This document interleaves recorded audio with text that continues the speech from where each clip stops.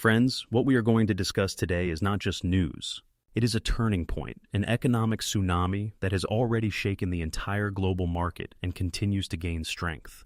The world is at the epicenter of a tectonic shift, and what is happening now may become the greatest economic shock in the past 50 years. How did it all start? With a single step, an aggressive tariff imposed by the United States on Chinese goods. This is not the first attack, but perhaps the most painful one. Donald Trump, the 47th President of the United States, decided to raise tariffs on Chinese goods to an unthinkable level, 104%. This is not just a trade measure. This is an economic war, declared without warning, without diplomatic channels, without strategic coordination with allies. The United States is going it alone against the world's second-largest economy. Beijing did not remain silent. China, the world's largest consumer of American agricultural products, struck back. 34% tariffs on all American goods, from soybeans to pork, from sorghum to corn. This is a direct attack on Trump's voter base, the farmers of Middle America. In 2024, the United States exported $15 billion worth of goods to China. More than 60% of that amount was soybeans. Now that number is rapidly approaching zero. Contracts are being torn up, ports are standing idle, warehouses are overflowing. But what does Trump do? He doesn't back down. He goes even further. Tariffs on Chinese goods reach a historic high. The blow hits not only Beijing, but American consumers as well. A $20 toy now costs $40. An iPhone now costs $800 instead of $400. Car prices have jumped by $6,000 to $12,000. This is a blow to the wallets of Americans. This is a rupture in consumer logic. This is inflation that cannot be contained. Who benefits from this conflict? No one. Industry is suffering. Farmers are losing markets. Consumers are paying more. Even large corporations are beginning to relocate production to other countries to avoid the blow of tariffs. Meanwhile, China is playing a more strategic game. Restrictions on the export of rare earth metals. A calculated move. These materials are the backbone of high technology, from smartphones to missile guidance systems. China controls up to 90% of the global market. And now, American companies must obtain special licenses. In effect, it's an export ban. That means threats to U.S. national security, the tech sector, and the entire defense industry. Global markets reacted instantly. Hong Kong indexes plunged by 13%, Shanghai by 7%, and Wall Street dropped by 10 to 15%.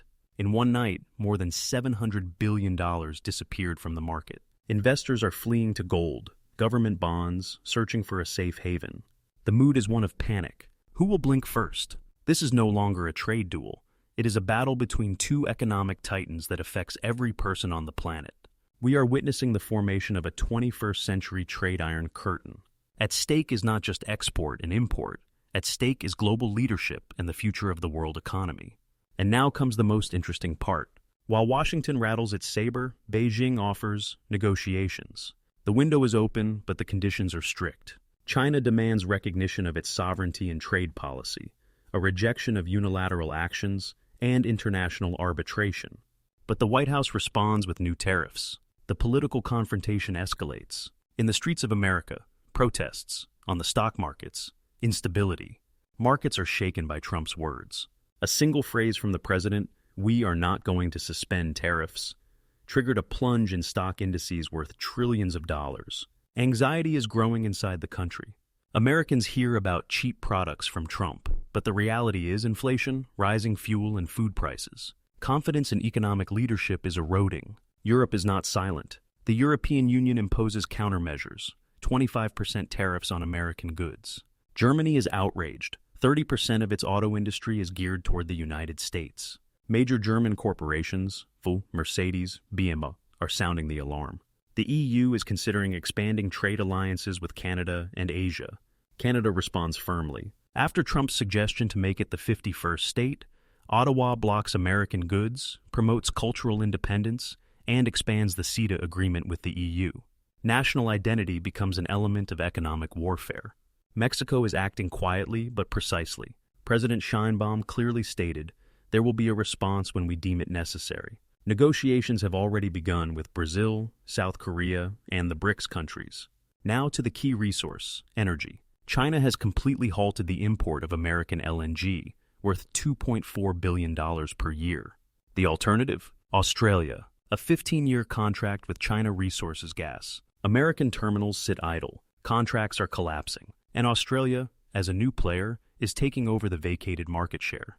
This is a geopolitical shift. The European Union is actively developing LNG reception infrastructure. New terminals are being built in Italy, the Netherlands, and Germany. America is losing the market, while Europe is pivoting toward Asia. The change in course is already a reality. Geopolitics and resources. China is buying up gold, strengthening the yuan. Officially, 2,280 tons in reserves. A massive deposit in Huanggu, Hunan, 1,100 tons, worth $83 billion.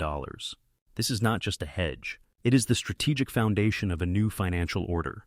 But that's not all. The tariff calculation formula used by the Trump administration is raising eyebrows.